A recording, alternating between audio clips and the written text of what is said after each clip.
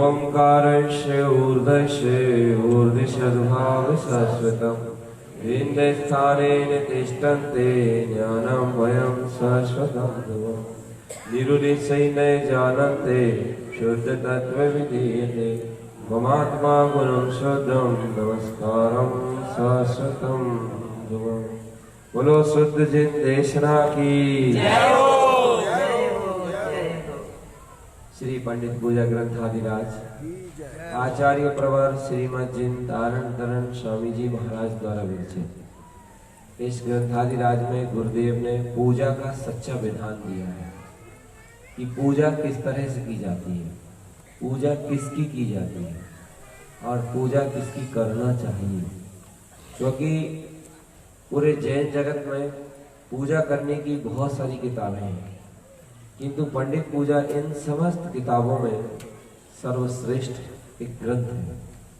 क्योंकि इसमें जो पूजा बताई गई है वो पूजा कहीं नहीं बताई गई। इस ग्रंथ में जो पूजा का स्वरूप दिया है वो अपने आप में बहुत अनूठा और अलौकिक है। इस ग्रंथ की 32 गाथाओं में सदगुरुदेव ने यथार्थ पूजा का विधि विधान बताया है। सबसे पहली बात तो मैं आपसे ये बता दूं कि इसका नाम पंडित पूजा क्यों है। पंडित का अर्थ होता है ज्ञान, पंडित का अर्थ होता है ज्ञान। पंडित का अर्थ ये नहीं होता कि बहुत अधिक शास्त्रों को पढ़ के टोपी और कुर्ता पहन ले, ये व्यवहार की उसकी क्रिया होती है। पंडित का अर्थ होता है ज्ञान। ज्ञान पूर्वक जो पूजा की जाती है, सम्यक ज्ञान सहित जो पूजा की जाती है, सम्यक ज्ञान पूर्वक जो पूजा की पूज्य की पूजा होती है उसको पंडित पूजा बोलते हैं। इसलिए इसका नाम पंडित पूजा जी है। और ये ग्रंथ आचार्य गुरुवर श्रीमद जिन तारण स्वामी ने श्रावकों की पूजा के हेतु लिखा है। क्योंकि उन्होंने इस पंचम काल में भी संसार में भटके हुए अज्ञानी जीव जो केवल क्रिया करके, बाहरी उपकरण करके, बाहरी आचरण करके अपने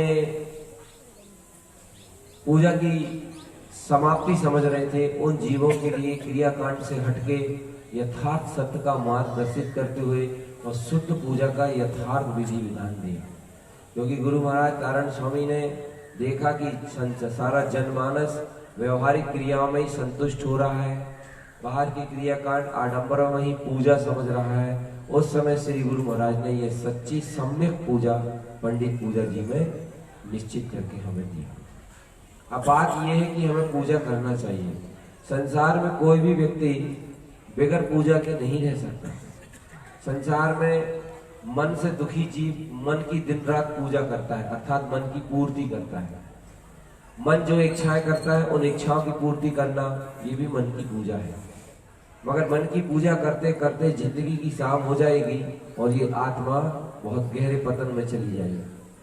पूजा मन की ना करके पूजा अपने निजात्म देव की करना। मैं आपको स्पष्ट करूं, यहाँ पूज्य कौन है, पूजा किसकी की जा रही है और कैसे की जा रही है। पहली गाथा श्री गुरु महाराज की पंडित पूजा जी की अद्भुत है। उसमें श्री गुरु के अंदर ज्ञान का प्रकाश हुआ है, ज्ञान का उजाला हुआ है, सम्यक ज्ञान का सूर्य निकला है। और सम्यक ज्ञान के प्रकाश में, सम्यक ज्ञान के सूर्य में उन्होंने अंतर निजनाथ शुद्धात्म देव की पूजा की है। क्योंकि सबसे पहली बात यह आती है कि पूजा करने के लिए देव चाहिए। तो देव कौन है जिसकी पूजा करें। तो यहाँ प्रश्न ये है कि पंचम काल में साक्षात अरिहंत देव का समागम नहीं है। पंचम काल में अरिहंत भगवान का समागम नहीं है। पंचम काल में अरिहंत देव का समागम न होने से व्यवहार से देव पूजा भी संभव नहीं है। तो फिर क्या करें, फिर कैसे की पूजा करें। यहाँ श्री जी तारण तरण स्वामी जी ने अरिहंत परमात्मा स्वयं जिस देवत्व स्वरूप में रम रहे हैं, ऐसे देवत्व स्वरूप को अनुभव पूर्वक जानना, अर्थात देह देवालय में विराजमान शुद्धात्म देव जो देवों का भी देव है, देह देवालय में विराजमान शुद्धात्म देव को अपने हृदय में विराजमान करके अपनी अनुभूति में ज्ञान के द्वारा पूजा करना, इसका नाम है पंडित पूजा। इसमें सब आया है कि प्रक्षालन काय का करना, कैसा करना, सब पूरा विधि विधान दिया है, पूरा क्रम दिया है पंडित पूजा जी में। किस देव किसको बनाना, देव है कौन, हमारा देव कौन है। हमारा देव यथार्थ में निश्चय से शुद्धात्मा ही है। अरिहंत परमात्मा व्यवहार से हमारे देव कहलाते हैं, व्यवहार से कहलाते हैं। तो जो व्यवहार से कहलाते हैं वास्तव में हमारा उनसे गहरा संबंध नहीं माना जाएगा। जो हमारा था, हमारा है, हमारे साथ रहेगा, वही हमारा देव कहलाएगा। तो हमारा देव हमारे ही अंदर विराजमान है, हमारा भगवान हमारे ही अंदर विराजमान है, हमारा प्रभु, हमारा तारणहार हमारे ही अंदर विराजमान है। और ऐसे अपने ही स्वयं के अंदर विराजमान तारणहार, स्वयं के अंदर विराजमान देवत्व स्वरूप भगवान आत्मा को श्रद्धान में लेना और श्रद्धान में लेके उसका दर्शन करके उसकी भक्ति और पूजा करना, इसका नाम पंडित पूजा है। समझ आया नहीं आया? इसका नाम पंडित पूजा है। इस पंडित पूजा जी में निश्चय और व्यवहार का समन्वय है। और मात्र निश्चय नहीं, व्यवहार भी साथ में इसमें है। निश्चय व्यवहार का समन्वय है। और पंडित पूजा में व्यवहार से देवगुरु शास्त्र की पूजा कैसी होती है वो भी बताया है। मगर मूल बात यह है कि संसार में जिस तरह से हम घर परिवार में लोगों से रिश्ते नाते जोड़ते हैं, ऐसे हमारा एक रिश्ता अंतर आत्मा से भी होना चाहिए। क्योंकि संसार में बोलते हैं कि अगर सुखी जीवन जीना है, संसारी लोग कहते हैं सुखी जीवन जीने के लिए पुत्र से रिश्ता होना, पत्नी से रिश्ता होना, माँ से रिश्ता होना, पिता से रिश्ता होना, ऐसा मानते हैं। मगर ये सारे रिश्ते नाते जो होते हैं वो सब झूठे होते हैं। और इन रिश्तों के बनने के बाद भी जीव में दुख ही होता है। हाँ, इस मनुष्य जन्म के रहते रहते अगर ये जीव आत्मा अपने शुद्ध चैतन्य आत्मा से एक रिश्ता जोड़ ले, रिश्ता नाता जोड़ ले, तो एक रिश्ता एक नाता जोड़ने से उसे अंतर आत्मा से, उसे अपने प्रभु से, उसे अपनी अंतर शक्तियों से बल मिलता है, संबल मिलता है, ताकत मिलती है। और उस संबल बल के बल पर वो जीव मनुष्य जन्म में सुखी रह करके और आगे मुक्ति की प्राप्ति करता है। तो इसमें जिससे संबंध जोड़ा गया है वो देव है। और ऐसा देव बाहर नहीं, ऐसा देवों का देव देवालय में विराजमान है। आप लोगों को खुशी नहीं है इस बात की? नहीं है। इस बात को लेकर प्रसन्नता नहीं है कि भगवान कहाँ है। भगवान को हम खोजने निकले, चाहे इधर उधर जहां तहां, मगर पता चला भगवान तो स्वयं के, ये आत्मा ही प्रभु है, ये आत्मा ही त्रिलोकी नाथ है। कौन की आत्मा भैया? किसकी आत्मा? मेरी खुद की आत्मा। मगर मैं अपनी खुद की आत्मा के बहुमान से और अनुभूति से अपरिचित होने के कारण से दर दर की ठोकरें खाता फिर रहा हूँ, इधर उधर भटक रहा हूँ, सच्चा सुख प्राप्त नहीं कर पा रहा हूँ, सच्ची शांति भी प्राप्त नहीं कर पा रहा हूँ। अब ऐसे में इस पंचम काल में, इस निर्कृष्ट पंचम काल में भी इतना अच्छा समागम मिला है। सदगुरु देव तारण तरण जैसे भगवान की शुद्ध देशना मिली है। तो आज हमें पहचान करनी है कि हमारा प्रभु, हमारा त्रिलोकीनाथ हमारे इस देह देवालय में विराजमान। प्रथम गाथा में ज्ञान का सूर्य निकला, ओंकारस्य ऊर्ध्वस्य ऊर्ध्व सद्भाव शाश्वतम। जो ऊर्ध्वोन्मुखी स्वभाव है, जो ऊर्ध्वोन्मुखी दिव्य चेतना, ऐसे शाश्वत स्वरूप का उदय हुआ। विंध्य स्थाने तिष्ठन्ते। श्री गुरुदेव विंध्य स्थान में विराजमान होकर के ज्ञानमयम शाश्वतम ध्रुवम, अपने शाश्वत ज्ञान में स्वभाव का अनुभव कर रहे हैं। पहली गाथा पंडित पूजा जी की बड़ी अद्वितीय गाथा है। इस गाथा में श्री गुरु महाराज को अपने ओंकार स्वरूप का साक्षात्कार है, ओंकार स्वरूप का वेदन है, ओंकार स्वरूप की अनुभूति है। अगर हमें भी इस भव संसार से पार होना है और वर्तमान जीवन को सुखी बनाना है, तो वर्तमान जीवन को सुखी बनाने के लिए और भव सागर से पार होने के लिए हमें भी ओंकार से चैतन्य तत्व भगवान आत्मा को जानना बहुत बहुत बहुत ज्यादा जरूरी है। एक बार खजुराहो में थे हम, खजुराहो के पास राजनगर है ना, राजनगर गए थे कार्यक्रम करने के लिए। वहाँ खजुराहो आए थे थोड़े उनके मुकेश पंडित जी के साथ घूमने के लिए। वहाँ पर विदेश पर्यटक लोग आते हैं विदेश से। हम भी वहाँ घूम रहे थे तो हम लोग फोटो लेने लगे। हमने कहा नहीं उनसे, हमारी फोटो लेने लगे। हम जितने दीदी लोग भी थी साथ में, तो उनको हमारे फोटो लेने लगे। हमने कहा क्या कर रहे हो? कि लगे आपका फोटो, अब इंग्लिश में बोलता अपन तो जानते नहीं, अब इतना समझे कि फोटो ले रहे हैं, मतलब आपको हम कैमरे में कैद कर रहे हैं। हमने उनसे पूछा क्या मिलेगा इससे, कहेंगे अच्छा लगेगा। इतना उसने हमसे कहा कि अच्छा लगेगा। मैंने फिर वो मेरे से पूछता है आप लोग क्या करते हैं, ये सफेद कपड़े क्यों पहने हैं, आप लोगों का क्या है, कैसा है। फिर हमने उसकी भाषा में उसको ही समझाया, थोड़ी हिंदी जानता था। मैंने कहा जैसे तुमने कैमरे में इस बॉडी को कैद किया है, जैसे तुमने कैमरे में इस बॉडी को कैद किया है, ऐसे हमने हृदय में परमात्मा को कैद किया है। जैसे तुमने इस कैमरे में इस देह को कैद किया है, ऐसे हमने हृदय में परमात्मा को कैद किया है। तुम इस फोटो को देख के मुस्कुराते हो और हम अंतरात्मा को देख के मुस्कुराते हैं।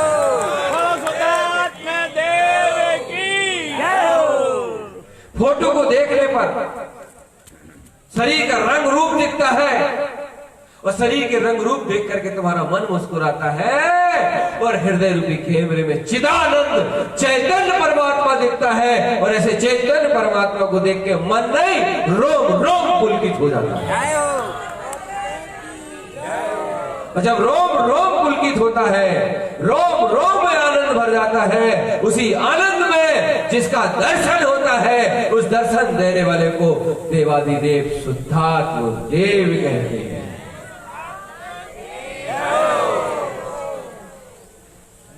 मैंने कहा तुम्हारे पास फोटो है कैमरे में, मेरे पास भगवान। तो कहने लगी ऐसे भगवान को हृदय में देखते हो उससे क्या होता है, ये संत किस लिए बन गए, ये घर क्यों छोड़ दिया, ये भोग विलास की बस्तियों क्यों त्याग दी। मैंने उससे कहा श्रद्धान जब हृदय में भर गया, प्रभु परमात्मा जब हृदय में दिख गया, तुम भी ध्यान रखना, परमात्मा हृदय में जब दिख गया तो रोम रोम संत हो गया। ज्ञान जब अनंत हो गया, ज्ञान जब अनंत हो गया तो रोम रोम संत हो गया। मैंने उसकी भाषा में समझाया उसे, जिस भाषा में वो समझ सकता था उसी भाषा में मैंने उसे उत्तर दिया। अब मैंने क्या समझाया वो आपको समझना है और आपको समझ के आपको भी प्रेरणा लेनी है। मैंने उससे एक बात कही, उसकी भाषा में समझाया मैंने, जैसे किसी व्यक्ति के हृदय में किसी स्त्री का चेहरा हृदय में दिमाग में बस जाता है तो वो क्या करता है, तो उसकी भाषा थी। अब उसकी भाषा में बोला कि किसी प्रेमिका का हृदय कोई प्रेमी अपने मन में बसा लेता है तो फिर वो क्या करता है, तो कहने लगा बोले उसके बगैर जी नहीं सकता, उसके बगैर रह नहीं सकता। मैंने कहा आगे क्या होता है, लागे अगर दुनिया वाले मना करे, महतारी बाप मना करे तो भी उनकी नहीं मानता और उसके साथ जीवन जीने के लिए कहीं और आपके ठीक इसी प्रकार इस भारत की वसुंधरा पर जितने आध्यात्मिक संत हुए हैं उन समस्त आध्यात्मिक संतों ने अपने हिये में अपने प्रेम का प्रेमी, अपने दाता का दाता, दाता विधाता भगवान को जब हृदय में बसा लेते हैं तो वो भी संसार की दुनियादारी दुकान छोड़ के, मकान छोड़ के जंगलों में चले जाते हैं। जो आदमी भोग के माध्यम से जीता है वो भोगी है, और जो योग के माध्यम से जीता है वो योगी है। भोग के माध्यम से जो जिएगा, भोगों में जो जिएगा वो एक दिन रोगों को प्राप्त करेगा। ध्यान रखना, अनुमोदना करना।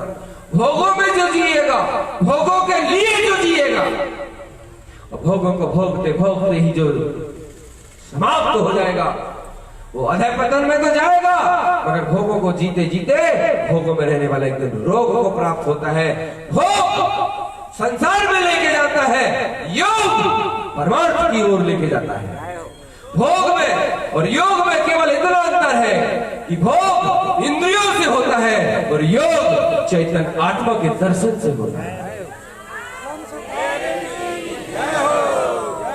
भोगों होती है, योग में आत्मा तंदुरुस्त होती है। भोगों से इंद्रियां भोगते भोगते शिथिल हो जाती है, आत्मा घोर आसरा बंद करके दुख उठाने लगता है, और योग में आत्मा तंदुरुस्त हो जाती है, शक्तिशाली बन जाती है। किरण बहन जी एक भजन गाती है, उसकी एक कड़ी सुना रहा हूं मैं आपको। मोक्ष के प्रेमी हमने कर्मों से लड़ते देखे, मखमल पर सोने वाले कांटों पर चलते देखे। हाँ देखे, जिनके पास अथाह संपत्ति, अथाह ऐशो आराम की व्यवस्था, 6 खंड का राज, 96,000 रानियां, ऐसे महापुरुष सारे राज वैभव को क्षण में तोड़ के छोड़ के कांटों में चल करके दीक्षा लेके और आत्म वैभव को प्राप्त करते हैं। भैया अनुमोदन करो इनकी, अनुमोदन करो भैया ऐसे महापुरुषों की, क्योंकि महापुरुषों के ज्ञान की अनुमोदना करोगे, महापुरुषों के आत्मा की अनुमोदना करोगे, तो उस अनुमोदना के फल से हमारी आत्मा में भी पवित्रता आएगी, पवित्रता आएगी। जो नीच निकृष्टता है वो दूर होगी और आत्मा परमात्मा बनने के मार्ग पर निकल पड़ेगी, सुखी हो जाएगी। तो मोक्ष के प्रेमी हमने, दुनिया वालों से नहीं, घर वालों से नहीं, परिवार वालों से नहीं, जो मोक्ष के प्रेमी होते हैं वो पड़ोसियों से नहीं लड़ते, वो कर्मों से लड़ते हैं, और जो संसार के प्रेमी होते हैं वो तो भाई भाई से लड़ जाते हैं, परिवार से ही लड़ जाते हैं। मोक्ष के प्रेमियों को इन सब वस्तुओं से लड़ने की जरूरत नहीं पड़ती, वो तो उनसे लड़ते हैं जो आत्मा का घात करते हैं, वो उन कर्म प्रकृतियों से लड़ते हैं जो आत्मा को दुर्गति लेके जाती है, उन कर्म प्रकृतियों से दर्शन और ज्ञान की सुमट शक्ति के द्वारा उनका परिहार करके अपनी आत्मा को मुक्त करके निर्वाण की ओर ले जाते हैं। ऐसे मोक्ष के प्रेमी होते हैं। बोलो ऐसे नित्य चैतन्य स्वभाव की जय हो। अरे ऐसे मोक्ष प्रेमियों की, अध्यात्म प्रेमियों की, शुद्धात्म प्रेमियों की अंतर के रोम रोम से अनुमोदन करो। अगर इनकी अंतःकरण से रोम रोम से अनुमोदन करोगे तो ऐसा फल प्राप्त होगा, उस फल से ये वर्तमान जीवन निखर जाएगा, इस वर्तमान जीवन में आनंद और प्रसन्नता की क्रांति फूट पड़ेगी। अगर ऐसा नहीं हुआ तो मैं इसका जवाबदार रहूंगा। अनुमोदना तो करो एक बार, अनुमोदना करो एक बार ज्ञान की, अनुमोदना करो एक बार शुद्ध आत्मा की, अनुमोदना करो एक बार चेतन भगवान आत्मा की। पुण्य दान कर लिया, पूजा कर ली, मंदिर बना लिए, तीर्थ बना लिए, वेदी प्रतिष्ठा कर ली, चूड़ा बना लिए, तुमने सब कर लिया, केवल एक काम नहीं किया जिसको करने के बाद कुछ भी करने की जरूरत नहीं है।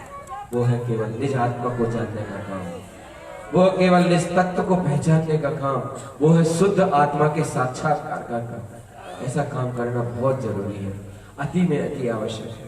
तो मैंने उससे कहा कि जैसे ये भोग से प्रेम, भोगों का प्रेमी भोगों में लिप्त होकर के संसार की ओर भग जाता है, ऐसे जैसे अंतर आत्मा से प्रेम हो जाता है, अंतर आत्मा का दर्शन हो जाता है, अंतर आत्मा की अनुभूति हो जाती है, वो भी इन संसार के विकल्पों को छोड़ के संत के मार्ग को अपनाता है। संसार में सबसे श्रेष्ठ अगर कोई है तो केवल एक संत ही है। मगर संत कौन सा, ये भी ध्यान रखना, जिसको संप्रदाय से प्रेम हो, क्रियाकांड और आडंबरों से प्रेम हो। जो संप्रदाय क्रियाकांड के आडंबरों में उलझता हो और दुनिया को भी उलझाता हो, वो संत नहीं है। संत तो वो है स्वयं क्रियाओं कांड से परे हो, जो चैतन्य की ज्ञान की गंगा में अवगाहन करता हो, ध्रुव भगवान आत्मा से जिसको प्रीति हो गई हो, और जगत के सारे जीव जिसे भगवान आत्मा दिखाई देती हो, और जगत के सारे जीवों के प्रति समता का भाव जिसके हृदय में पनप रहा हो, उसको संत बोलते हैं। बोलो ऐसे अध्यात्मवादी संतों की जय हो, जय हो। उसको संत कहते हैं। भैया मेरी तरफ देखो और यहाँ ध्यान रखो, मेरी एकाग्रता बिल्कुल मत बिगाड़ो। इसका गेट बंद कर दो, मैंने बोला भैया आपसे, बिल्कुल टोटल बंद करो वो गेट। और वहां से भी जो लोग आ रहे हैं उनसे बोलो कि वहीं दर्शन करें, वहीं बैठ जाए। एक आदमी वहां भी स्टेप कर दो, क्योंकि बहुत मुश्किल से एकाग्रता बनानी पड़ती है। ये एकाग्रता इतनी आसानी से नहीं बनती, और जब ये एकाग्रता बनती है तब निज का पुरुषार्थ जगता है, तब निज का आनंद उत्पन्न होता है। भोग और योग, आज आपको इस दोनों के बीच की संधि समझना है। योग का आनंद आंख बंद करके आता है। वो वाला योग नहीं दाएं से लो और बाएं से छोड़ो, वो योग नहीं, वो शरीर की क्रिया है। योग का मतलब है जिसमें मन वचन और काया तीनों से भिन्न, मन वचन काया बुद्धि विकल्प तीनों से भिन्न निराकार चैतन्य ध्रुव आत्मा का साक्षात वेदन हो, निराकार शुद्ध आत्मा का अनुभव हो। इसमें लिखा है उभम नमः बिंदते जोगी। भगवान तारण स्वामी ने तीसरी नंबर की गाथा में दिया है पंडित पूजा जी की, उभम नमः बिंदते जोगी। गुरु बाबा तारण स्वामी से पूछा, गुरुदेव जो जोगी होते हैं, जो योगी होते हैं, वो काय का वेदन करते हैं? तो भक्त तारण कहते हैं उभम नमः बिंदते जोगी। वो अपने उभमकार स्वरूप चैतन्य स्वरूप शुद्ध स्वरूप शुद्ध आत्मा का वेदन करते हैं, वो योगी होते हैं। तो अर्थ भोगी इसके विपरीत होते हैं। भोगी भोग की अनुमोदना करोगे, भोग का सहकार करोगे, भोग का अवलंबन करोगे तो वर्तमान जीवन में दुख भोगोगे। ध्यान रखना मेरी बात, वर्तमान जीवन में दुख भोगोगे। ये पशु लोग भी क्या करते हैं, भोग में ही तन में बने रहते हैं। 24 घंटा भोग ही भोग दिखता है, भोग ही भोग दिखता है। लिखा है शास्त्र में, जो व्यक्ति अपने जीवन में भोगों में नियंत्रित नहीं रहता, भोग में भोग विलास की वस्तुओं में अपने आप को नियंत्रित करके नहीं रखता, खान पान में अपना कोई नियम नहीं रखता, न सवेरे न शाम न रात न दिन, जब देखो जब खाना खाना खाना खाना, जब देखो जब भोग भोग के विकल्प करना विचार करना, ऐसे जीव को त्रियंच पर्याय प्राप्त होती है। एक बार त्रियंच पर्याय को प्राप्त होने पर त्रियंच गति का जो जीव होता है, अभी हम सिलवानी आ रहे थे बड़गांव से, रास्ते में एक गाय बिल्कुल सूखी सूखी थी, हट्टा हट्टा से हो गए थे बिल्कुल, और वो जो नगर पालिका की गाड़ी होती है उस गाड़ी में जबरदस्ती मुंह डाल डाल के कुछ निकाल रही थी खाने के लिए। मैंने उसकी तरफ देखा और मैंने मन विचार किया, मैंने कहा इसकी दशा ऐसी क्यों हुई प्रभु, ये इसको भोजन के लिए इतना परेशान होना पड़ रहा है, इसको भोजन नहीं मिल रहा है और फिर जैसा सूखा सूखा मिल रहा है और ये दिन देखते न रात। तो भगवान ने लिखा, भगवान कहते हैं, सदगुरु कहते हैं कि जो जीवात्मा मनुष्य जन्म को प्राप्त करके अपने आप में कंट्रोल नहीं करते, जिनका खान पान कंट्रोल नहीं, जिनका रहन सहन कंट्रोल नहीं, जिनके जीवन में दुर्विचार व्यसन जिनके जीवन में होते हैं और जिनके इंद्रियों में और मन में किसी तरह का कोई ब्रेक नहीं, ऐसे व्यक्तियों को ऐसी त्रियंच की पर्याय प्राप्त होती है कि जाओ अब भोगो, कितना भोग भोगना है, कुत्ते बन के भोग भोगो, क्योंकि कुत्ते की पर्याय में भोगों में कोई लिमिट नहीं होता। जब देखो जब भोग भोगना, जब देखो जब भोग भोगना, जब देखो जब भोगों के और भोग के लिए मरना। क्यों? क्योंकि कर्णानी योग कहता है कि जैसे परिणाम करोगे, जैसे भाव करोगे, तो मैं वैसी ही व्यवस्था बना के दूंगा। एक कुत्ते ने कर्णानी योग से पूछा, हे कर्णानी योग, मुझे ये पर्याय क्यों प्राप्त हुई? तो कर्णानी योग कहता है कुत्ते से कि तुमने पूर्व जन्म में अपने जीवन में किसी प्रकार की कोई मर्यादा नहीं रखी, न तुमने नियम की मर्यादा रखी, न तुमने धर्म की मर्यादा रखी, न तुम ब्रह्मचर्य की मर्यादा रखी। लो, तुम्हारी इच्छा थी ना भोग भोगने की, भोग भोगने की, भोग भोगने की, न तुम न्याय देखते थे, न तुम अन्याय देखते थे, न तुम अपना देखते थे, न तुम पराया देखते थे। अब कर्णानी योग कहता है तुम्हारी जैसी भोग भोगने की भावना थी, हमने तुम्हें वैसी पर्याय उपलब्ध कर दी। ये पूरा संसार खुला पड़ा है, जाओ जितना चाहो उतना भोगो। जाना है ऐसी पर्याय में। मालूम उनको वो चर्म रोग क्यों होता है? अधिकतर कुत्तों को चर्म रोग ही होता है, इसलिए होता है। उसने पूछा कि मुझे इतना भयंकर शरीर का सड़न गलन रूप रोग क्यों हुआ? तो कर्णानी योग कहता है तुझे शरीर बड़ा प्रिय था ना, इस शरीर की चमड़ी बड़ी प्रिय थी ना तुझे, इस शरीर का हार्ट बड़ा प्रिय था ना, ये बड़ा रुचता था ना तुझे। इस शरीर के रुचने के कारण से और इस शरीर की आसक्ति के कारण से इतना पाप आश्रय हुआ, इतना पाप आश्रय हुआ कि अब वो शरीर, वो चमड़ी, वो देह गल के गिरती है। कहाँ सो रहे हो प्यारे, कहाँ सो रहे हो? इस मोह माया की दुनिया में, इस अज्ञान की दुनिया में क्यों सो रहे हो? अरे चंद दिनों का जीवन है पगले, थोड़ा सा जीवन है रे पगले, थोड़ा सा रे, फिर नहीं मिलेगा ये जीवन, फिर नहीं मिलेगा ये मनुष्य पर्याय। फिर चलाते रहना नरकों में अपनी दुकान। तुम्हारी लिए दुकान खुलेगी नरकों में। काय की दुकान खुलेगी? मार काट की दुकान, मारो काटो, मारो काटो। दुकान चला नहीं, दुकान की बड़ी आसक्ति, बड़ा लोभ रहता है ना, धन का बड़ा लोभ रहता है ना, बड़ा महत्व रहता है ना। कर्णानी योग कहता है कि तुम जैसे परिणाम करोगे, जैसी क्रिया करोगे, हम तुम्हें वैसी व्यवस्था बनाएंगे। इसलिए हमेशा ये इस बात का ध्यान रखो, ये जीवन है और मनुष्य की पर्याय है, इसका समय धीरे धीरे करके खत्म हो रहा है। अगर बिगड़ते हुए परिणाम अपने इस बात को संदेश देते हैं कि हमारा वर्तमान और भविष्य दोनों ही अथः पतन की हो जाता है। भैया ये चर्चा ऐसा मत समझना कि कोई विद्वान की विद्वत्ता है, इस चर्चा को ऐसा समझना कि अंतरात्मा की आवाज है। भैया हम ये जानते हैं कि आप सुन रहे हो और पूर्ण रूप से अमल कर जाओ, पूर्ण रूप से आचरण कर जाओ, ये भी विशेष संभव नहीं दिखता, मगर भैया अंश का अनुभव तो हो सकता है ना भैया, अंश मात्र तो जीवन में आ सकता है भैया, अंश रूप में तो आ सकता है भैया। पैसे का दान करना, पैसे मंदिर में दे देना, ये सब सरल चीज है। जोड़ा बना के वेदी सूतन कर लेना, ये भी बड़ी सरल चीज है। इसमें तो और मजा आता है, मन को बड़ा सुख मिलता है कि चलो जोड़ा बन के वेदी सूतन करने का रस मिलता है। अगर नियम बन जाए कि एक आदमी वेदी सूतेगा, दूसरा आदमी नहीं, मतलब महिला महिला अलग सूतेंगे, पुरुष पुरुष अलग सूतेंगे, तो आधे जोड़ा तो वैसे ही कैंसिल हो जाएंगे, तो उधर भी मनोरंजन होता है। इसका ध्यान रखना, ये जो समोसरण लगा है, ये समोसरण मनोरंजन के लिए नहीं है, ये समोसरण जनरंजन के लिए नहीं है, ये समोसरण आत्म जागरण के लिए, ये समोसरण आत्मा से नारायण बनने के लिए, ये समोसरण अप्पा परमप्पा, आत्मा में परमात्मा का वास है, आत्मा को परमात्मा से जोड़ने के लिए, स्वयं की परिचय कराने के लिए, स्वयं की प्रभुता का ज्ञान कराने के लिए आओ समोसरण। मैंने उससे यही कहा कि जो इंद्रियों की तरफ जाता है वो भोग है, और जो आत्मा की ओर जाता है उसको इतना सुन के संतुष्टि नहीं मिली, वो हमारे पास बैठ गया, हमें चबूतरे पे बैठ गया, वो नीचे बैठ गया, और नीचे बैठने के बाद हमसे कहता है आपके पास बैठ के अच्छा लग रहा है।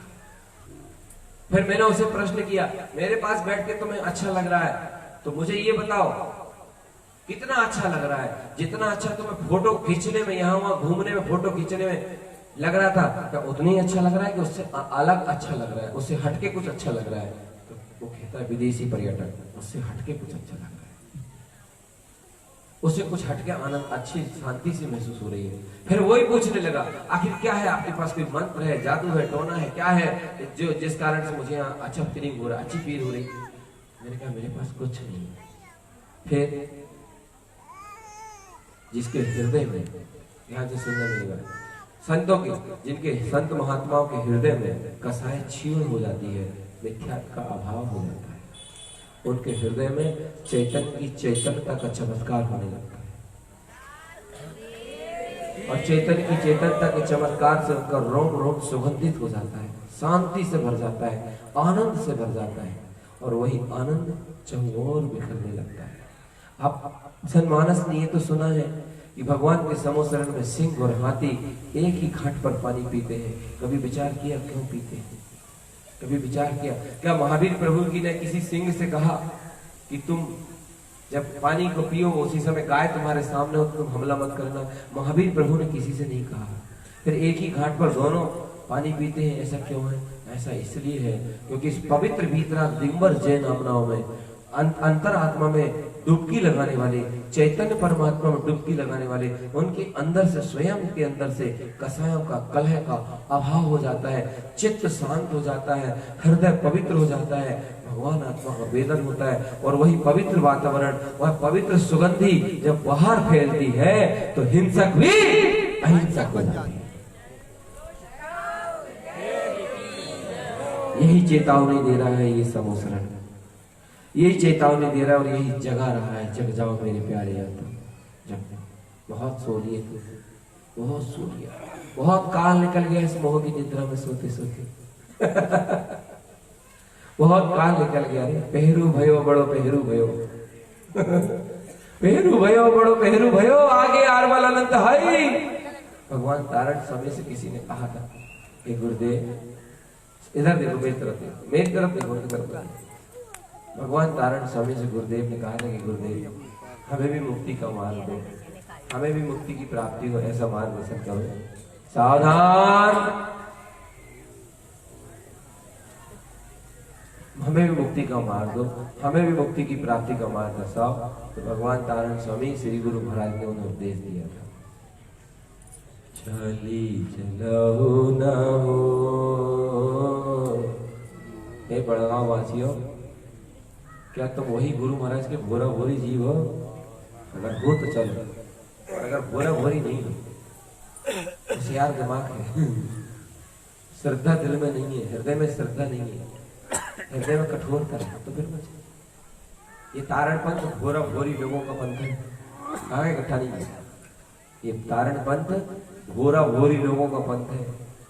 भोरे भारे जी गुरु महाराज के भोरे भारे चीला आए गुरु महाराज शुद्ध देश में सुनी, सम्यक की महिमा सुनी और अपने आत्मा को जाने। ऐसे लोगों का पंथ है।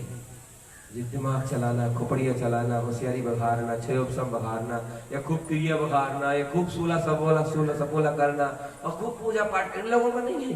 बोलो तारण शरण गुरु महाराज की। ये तो सरल स्वभावी गुरु बाबा ने मंत्र दिया, तो मंत्र को ये और अपनी आत्मा को पहचानो और अपना काम बनाए। ऐसे लोगों का पंथ है। विनती करते थे, विनती भूलना हुई थी रात में आप लोग नहीं थे। आज तरन जिन विनती सुनी। आज तरन जिन, ये भोरा लोग बोल रहे हैं, भोरा भोरी। आज तरन जिन विनती एक सुनी। क्या है विनती तुम्हारी? तो भव्य जीव क्या कहते? देखो हमारे गुरु महाराज के सच्चे भक्तों की कहानी। भव्य जीव क्या कहते? भनत भ्रमत तरन चिन्ह भने भनहु भ्रमहु। देव जी मेरे मन आनंद भयो, देव जी मेरे मन आनंद भयो, गुरु विनती एक सुनी जी। ऐसे आप लोगों को भी अभी तो दूसरा दिन है, आनंद भव को नहीं भव, भव को नहीं भव। ऐसे गुरु महाराज कहते थे, देव जी मेरे मन आनंद भयो, गुरु विनती एक सुनी जी। लेकिन क्या है तुम्हारी विनती? विनती बताओ तो सही, कैसी विनती? क्या करना चाहते हो? विनती क्या कहना चाहते हो? तुम अनमोल भव जियो बोले। तो मेरे प्यारे आए, सुन तो मेरे गुरु की करुण कहानी, करुणा भरी रसवंती वाणी। तुम अनमोल भव जियो बोले। पता है गुरु महाराज तुमने तो अनुमोद न करी है, लेकिन का अनुमोद न करी हमने? ये शेषर गुरु के बीच का वार्तालाप चल रहा है। तुमने तो अनुमोद न करी है, लेकिन का अनुमोद न करी है? चलो चलो मुक्ति श्री, चलो चलो चलो आत्म स्वरूप को प्राप्त करना, चलो चलो इस संसार भव सागर से पार चलो, चलो अपने चेतन स्वरूप को पहचानने के लिए चलो। तो तुमने तो अनुमोद न करी, तो तुमने अनुमोद न करी, सो हम आ गए। ये भव्य जी उबने, ये भव्य जी इतने सारे उत्पन्न हो गए। अच्छा तो बोले क्या करें? बोले कछु नहीं, हाँ जूतरन। एक विनती सुन लो छोटी सी हमारी। अब गुरु महाराज ने ध्यान नहीं दिया, हाँ ठीक है सुन ले, तुम्हारी विनती भी कहा है कहा नहीं है, चलो सुन लेंगे। कहे बता दो तुम्हारी विनती क्या है, तुम्हारी भावना क्या है? नंद आनंद चिदानंद स्वरूप का आश्रय करो, तो कर्मों का उत्पन्न होना बंद हो जाएगा। ये विनती करी गई है और ये हृदय से करी गई है, आत्मा से करी गई है। जो विनती अंतर की आत्मा से करी जाती है, हृदय से करी जाती है, रोम रोम से करी जाती है, वो विनती सफल हो जाती है। एक विनती अर्जुन ने करी थी और एक विनती दुर्योधन ने करी थी।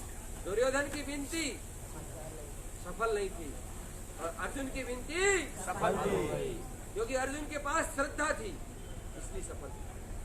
हमको भी इस वर्तमान जीवन में जो मनुष्य तन मिला है, इस मनुष्य जीवन में भगवान की शुद्ध देशना की अनुमोदना करनी है और मुक्ति के मार्ग में चलने वाले जीवों की अनुमोदना करनी है।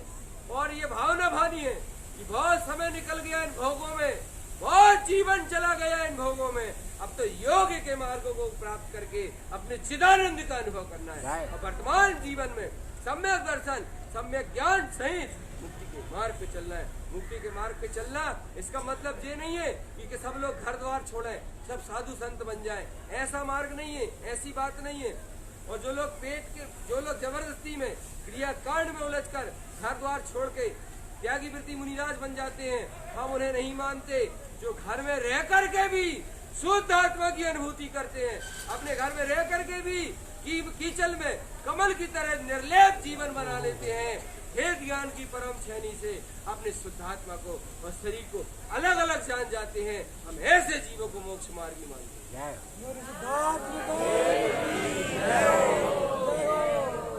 बोलो चैतन्य ज्योति स्वरूप की अनुमोदना करो प्रभु।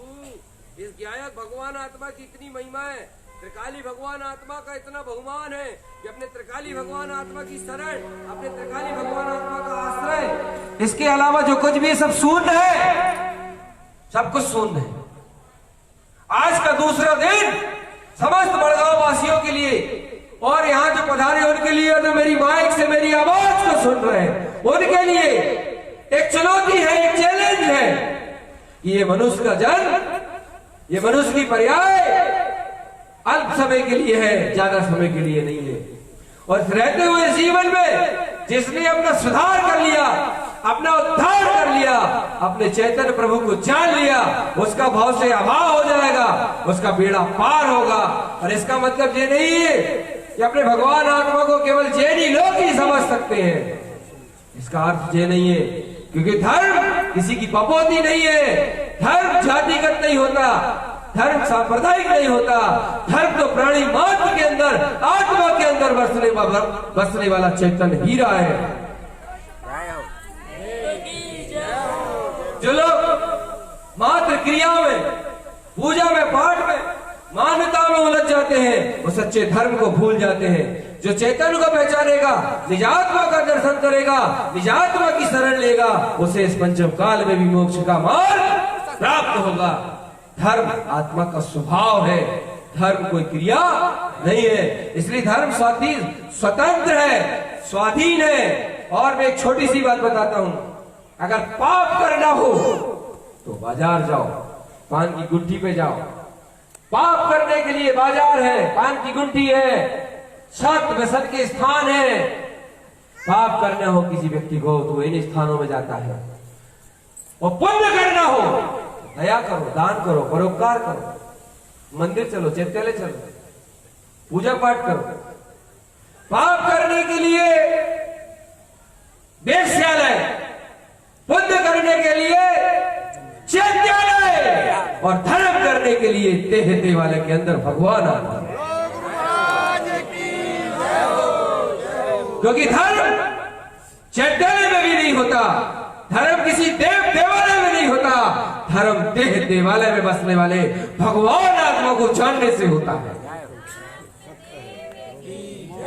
धर्म भगवान आत्मा की अनुभूति से होता है, धर्म भगवान आत्मा के साक्षात्कार से होता है, क्योंकि धर्म का वास यही रहता है। वस्तु स्वभावो, जैसे अग्नि का धर्म उष्णता है, पानी का धर्म शीतलता है, प्रत्येक जीव का धर्म परमात्मा स्वरूप है। एक बार गैस में पानी बंद था, गैस में कुकर में, और गैस जल रही थी। कुकर के अंदर पानी पूरी तरह से बंद था। कुकर गैस अपनी पूरी रफ्तार से प्रज्वलित हो रहा था, और रफ्तार से प्रज्वलित होता हुआ गैस की अग्नि कहने लगी पानी से कि हम तुम्हें मिटा देंगे, तुम्हें नष्ट कर देंगे, तुम्हारा अस्तित्व मिटा देंगे। कौन कहने लगा? अग्नि कहने लगी। किससे कहने लगी? पानी से कहने लगी। किंतु पानी तो अपने में परिपूर्ण था।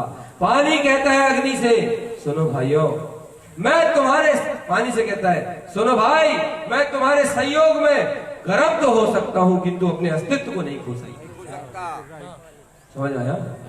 मैं तुम्हारे संयोग में गर्म तो हो सकता हूं, मगर शीतलता मेरा अस्तित्व है, मैं अपने शीतलता को नहीं खो सकता।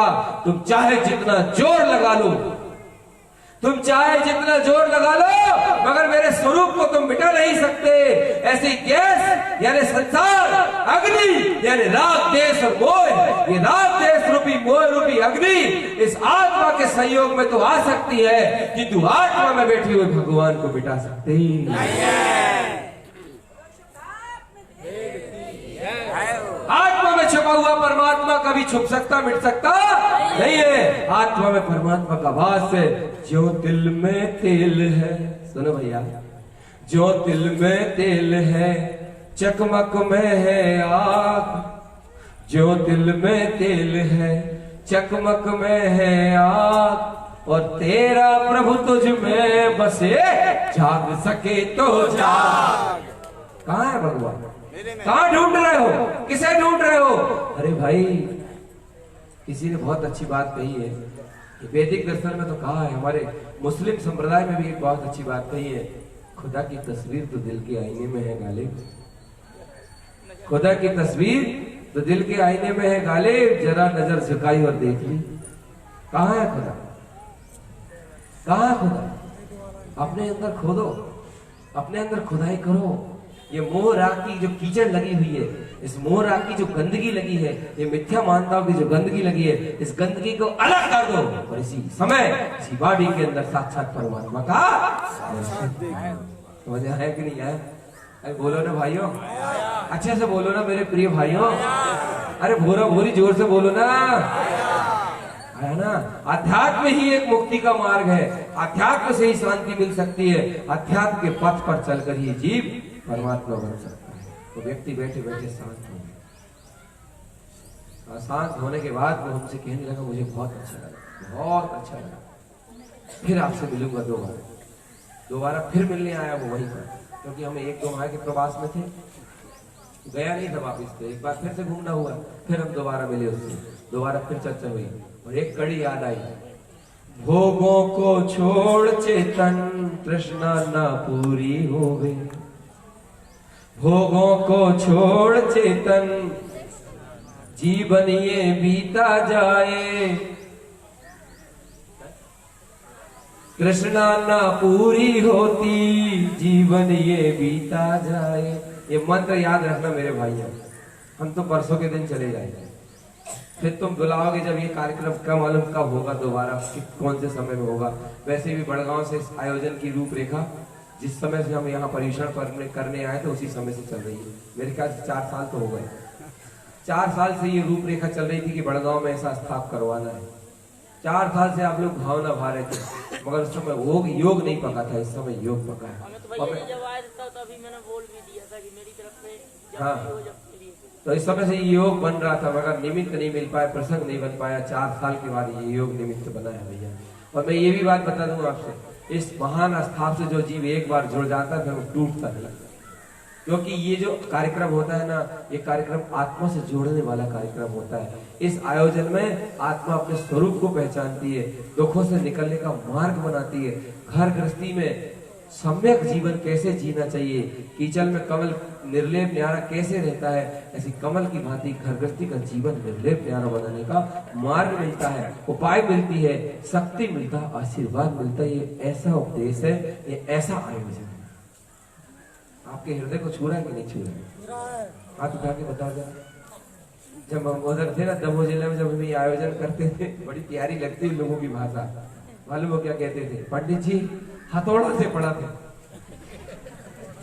बोले जब बैठा थे तत्व चर्चा में, हथौड़ा से खलाते, खलात बोले थे, हथौड़ा से खलाते। पंडित भैया समझ गए उन्होंने क्या कह रहे, लगे यहाँ से लगा था छाती धाड़ धाड़ धाड़ हो रही है, जैसे लगा कहाँ फंसा है, क्या कर रहा है, निकल यहाँ से। ऐसी छटपटाहट होती है और सच्चे मार्ग में चलने की इच्छा होती है, कसाय मंद होती है, बैर क्रोध बेमनस्ता की परिणति खत्म होती है, भगवान आत्मा को पहचानने की रुचि होती है। जी भोगों को छोड़ चेतन जीवन ये बीता जाए, बोलो भोगों को छोड़ चेतन जीवन ये बीता जाए, भोगों को छोड़ चेतन जीवन ये बीता जाए, भोगों को छोड़ चेतन जीवन ये बीता जाए। क्यों भोगों, क्यों छोड़ू भोगों को, क्यों छोड़ू भोगों को? तृष्णा ना पूरी होती अर्थी पर चढ़ते देखे, तृष्णा ना पूरी होती अर्थी पर चढ़ते देखे, मखमल पर सोने वाले कांटों पर चलते देखे, मोक्ष के प्रेमी हमने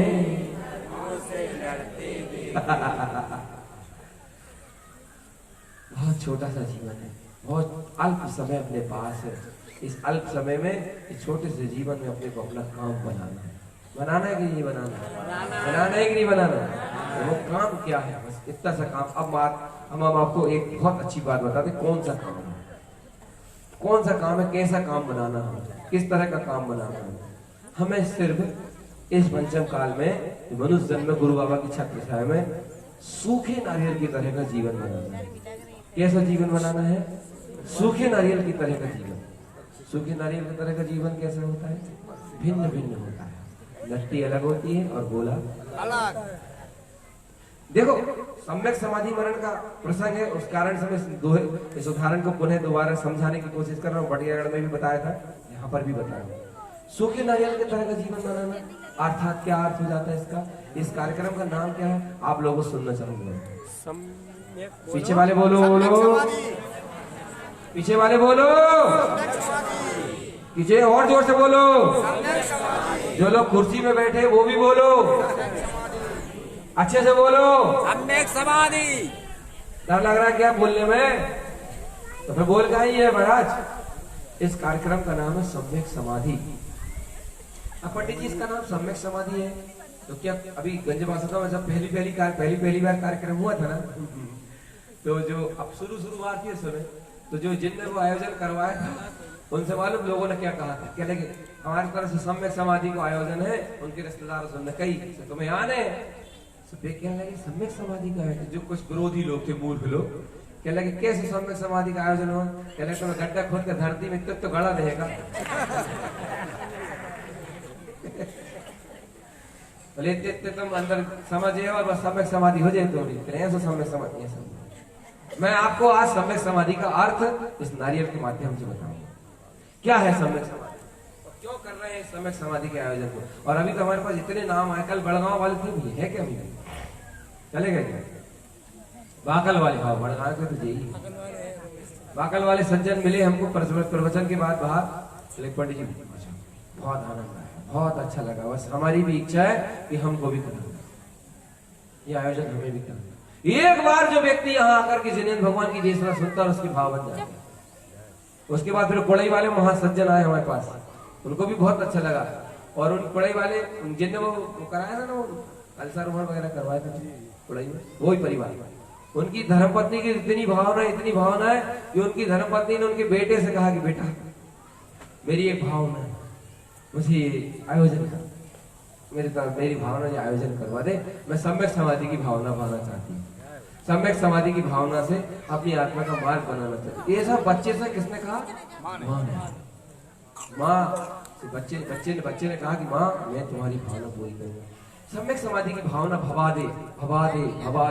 माँ ने कहा बेटे क्या है ये सम्यक समाधि की भावना? मैं आपको बताता हूँ।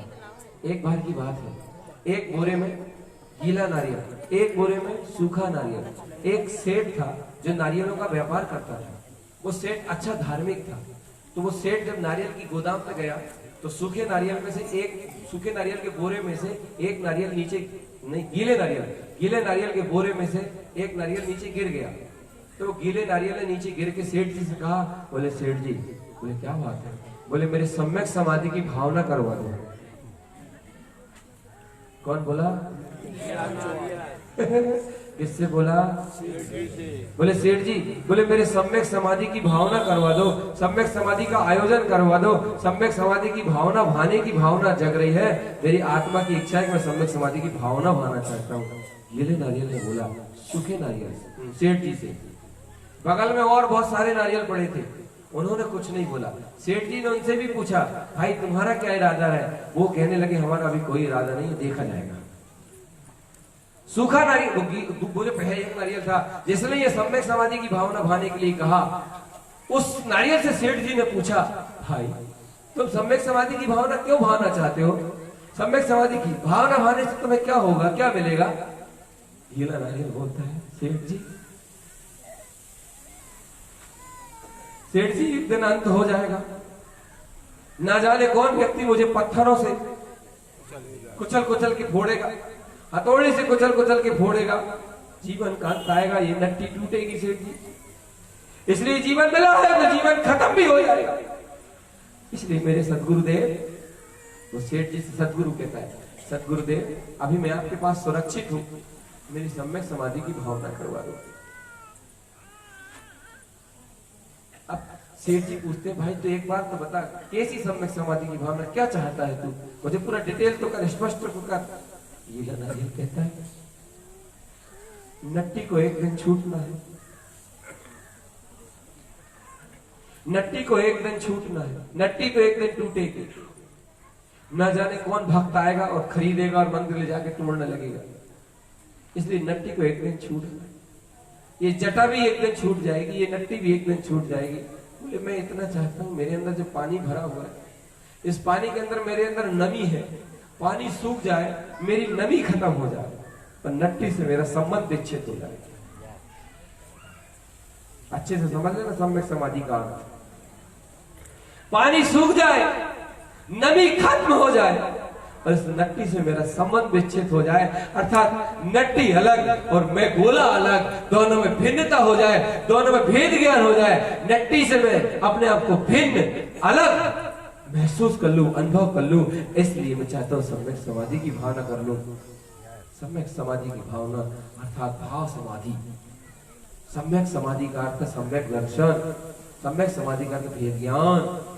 तो वो गुरु जी पूछने लगे नट्टी से इतना क्यों डरते हो? कहने लगे सेठ जी ये नट्टी बड़ी रोगों का घर है। कौन सी है वो नट्टी बताओ? सब लोग बोलो, अरे जोर से बोलो। बोले ये नट्टी रोगों का घर है सेठ जी, इस नट्टी में कौन सा रोग कब उत्पन्न होगा कोई भरोसा नहीं। एक बात। दूसरी बात, ये नट्टी नासवान है, क्षणभंगुर है, ये मेरा स्वरूप नहीं। कौन बोल रहा है? आत्मा बोल रही है। ये नट्टी क्षणभंगुर है, नासवान है, ये मेरा स्वरूप नहीं है। तीसरी बात ये है, ये नट्टी अशुचिमय है, महा अपवित्र है, मलमूत्र का पुंज है। सेठ जी मैं गोला परम पवित्र महान, मैं आत्मा चेतन लक्षण वाला, मैं आत्मा अनंत चतुष्टयधारी, मैं आत्मा अनंत सुखों का भंडार, मैं आत्मा अनंत सुख की राशि, और कहा इस नट्टी खोपड़ी से मन जोड़ करके अपनी आत्मा को पतन की ओर लेके जा रहा है। इसलिए सेठ जी कुछ ऐसा उपाय कर दो नट्टी से संबंध मेरा, नट्टी से संबंध टूट जाए, नट्टी से अलग मैं अपने आप को भिन्न कर लूं। मेरे लिए कुछ ऐसी कृपा कर दो, ऐसा उपाय कर दो। सेठ जी ने कहा कि ठीक है, आज से तुम्हारी सम्यक समाधि की भावना प्रारंभ होती है। क्या हुआ? कुछ नहीं। सेठ जी ने उस नारियल को उठाया, पंखे की सत्संग में छोड़ दिया। इसके सत्संग में पंखे की। सेठ जी ने उस नारियल को उठा के जहाँ पंखा चल रहा था, पंखे की हवा निकल रही थी, पंखे में से हवा आ रही थी, उस स्थान पर उस नारियल को रख दिया और नारियल से कह दिया, सुनो भाई, क्या? उस नारियल से कह दिया, सुनो, इसमें से जो हवा आ रही है उसको ग्रहण करते जाना। नारियल कहने लगा, सेठ जी क्या होगा इससे? बोले जैसे जैसे इसकी हवा ग्रहण करोगे पानी वैसे वैसे जाएगा। ऐसे ही ये शुद्ध देशना की हवा मिल रही कि नहीं मिल रही? लग रही कि नहीं लग रही? सूख रहा पानी के नहीं सूख रहा, और भल भल कर रहा है। पानी आने मिथ्यात्व, पानी आने अज्ञान, पानी आने मोह, पानी आने विषयों की आसक्ति, पानी आने शरीर में मैं बुद्धि, अपनत्व बुद्धि, कर्तृत्व बुद्धि, ये पानी है। थोड़ा बहुत सूखो कि नहीं सूखो महाराज? नहीं सूखो। एंटीबायोटिक और तेज वाली चाहिए पड़ेगा, और तेज दवाई चाहिए क्या? अभी पहला था भाई, ये इस पानी के इतने प्रेमी हो गए, इस ज्ञानामृत रूपी जल से, इस ज्ञानामृत रूपी जल के लोग इतने प्रेमी हो गए, इतने प्रेमी हो गए कि खुरई में 5 स्थाप पूरे हो चुके हैं। एक ही स्थान में 5 बार ये स्थाप हो चुका है, एक ही स्थान पर 5 बार ये देशना का लाभ ले चुके हैं। गंज बसोदा में तो 6 बार हो चुके हैं और 7वीं बार फिर होने वाला है। खुरई में 5 बार, और अलग अलग अमरवाड़ा में भी 4 बार हो गया है, 4 से 5 बार। ये पानी इतना मीठा लगता है, इतना मीठा लगता है, इस पानी को पीते ही, इस ज्ञानामृत रूपी जल को ग्रहण करते ही ये अज्ञान मिथ्यात्व का गर्मी पानी सूख जाता है। इस हवा को लेने से, इस ज्ञानामृत रूपी जल को लेने से, इस ज्ञानामृत रूपी देशना की हवा को पीने से ये मिथ्यात्व का पानी सूख जाता है। अब थोड़ा सा हाथ उठा के बताएंगे आप, थोड़ा बहुत, ज्यादा तो क्या नहीं सूखो, ये थोड़ा बहुत फरियार हो, नरियल नहीं हो, बोलो ना हाथ उठा के। अरे अच्छे उठाओ जोर से, अरे अरे भाव तो उठाइयो, नहीं तो काग उठाओ। इस बरसात में कीचड़ होती है ना, कह लगे पंडित जी आज पानी नहीं गिरो, तो जमीन फरेरी सी हो गई, सूखी नहीं ना। अबे ऊपर ऊपर फरेरी दिख रही है, अगर कोई चल जाए तो फिर गप जाए। ऐसी ऊपर ऊपर फरेरे फेंक नहीं भगवान, ऐसे ही धरे हो जैसे। कोई बात नहीं, अभी 2 दिन और, 2 दिन में और ये तो तेज ज्ञानामृत का हीटर चलेगा, उससे मुंह मिथ्यात्व का पानी सूख जाएगा। पंखा चलते गया, पंखा चलता पंखा होता सर सर सर सर, इधर पानी सूखता उसका फर फर फर, इधर पानी सूखते गया सूखते गया सूखते गया सूखते गया। सेठ जी 2 दिन के बाद आए, उस नारियल को हाथ में उठाया, उस नारियल से पूछने लगे, क्यों भाई क्या हो रहा है? कहने लगे सेठ जी सुन लो भैया, कहने लगे गुरु जी मिथ्यात्व का पानी तो सूख गया है, बस जुड़ान टूटना बाकी है। मिथ्यात्व का पानी तो सूख गया है, जुड़ान टूटना बाकी है, अर्थात नट्टी से जो जुड़ान बैठा है वो जुड़ान अभी नहीं टूटा है, पानी तो सूख गया है, तैयारी तो पूरी है, प्रोसेसिंग पूरी चालू है, बस जुड़ान टूटने की देरी रह गई है। बोले कब तक हो जाएगा?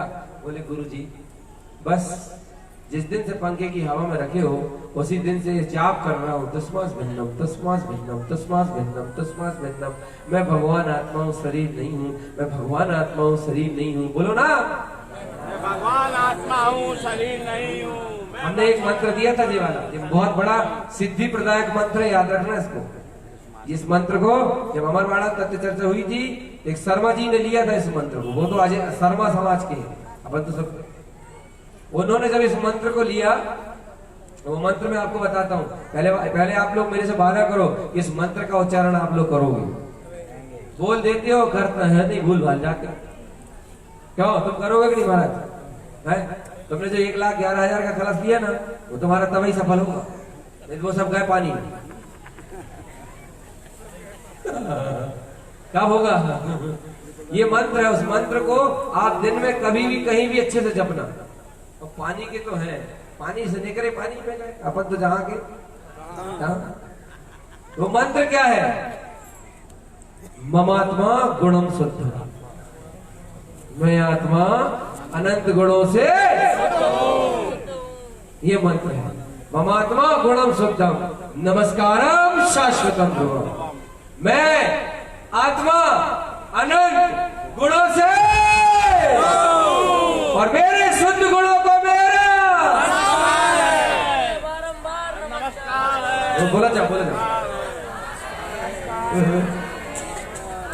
ये वो मंत्र है, इस मंत्र के प्रभाव से घर गृहस्थी में रहने के बाद भी भेद ज्ञान की ज्योति जल जाएगी, ये मेरी गारंटी। अनंत दर्शन, अनंत ज्ञान, अनंत सुख, अनंत वीर का गुणों का पिंड हूँ मैं। जी बहु कौन है? जी बहु बहुत प्रसन्न हो रही है, क्या आनंद आ रहा है, ऐसी ताली बजाई उस बात आ रहा हमने, वो लग रहा है कहां से आई है? पथरिया, पथरिया, बटेरा, बटियागढ़ बहुत अच्छे जीव है, भड़गांव में बहुत अच्छी आत्मा है। तो क्या ये मंत्र है, मैं आत्मा हूं, मम आत्मा गुणम, इसका अर्थ बता दूं, मम आत्मा अर्थात मैं आत्मा अनंत गुणों से शुद्ध हूं, ये वो मंत्र है। इस मंत्र के प्रभाव से 2 चीज अलग अलग हो जाएगी, कौन कौन सी? शरीर और, इसी को भेद ज्ञान बोलते हैं, इसी को सम्यक दर्शन बोलते हैं, इसी को अस्थाप बोलते हैं। और जे भेद ज्ञान अस्थाप हो गया तो आत्मा साल अनंत काल तक के लिए मुक्ति की प्राप्ति होगी कि नहीं होगी? व्रतों में यही बता गए थे, यही बता गए थे, फिर से बता दे रहे जो भूल गए थे। मम आत्मा, मैं आत्मा अनंत गुणों से शुद्ध हूँ, इसका अर्थ जी हुआ मम आत्मा गुणम शुद्धम का अर्थ हुआ मैं आत्मा अनंत गुणों से शुद्ध हूँ। नमस्कारम शाश्वतम ध्रुवम, इसलिए मैं अपने शाश्वत शुद्ध गुणों को नमस्कार करता हूँ। अब आप लोग बोल के बताइए।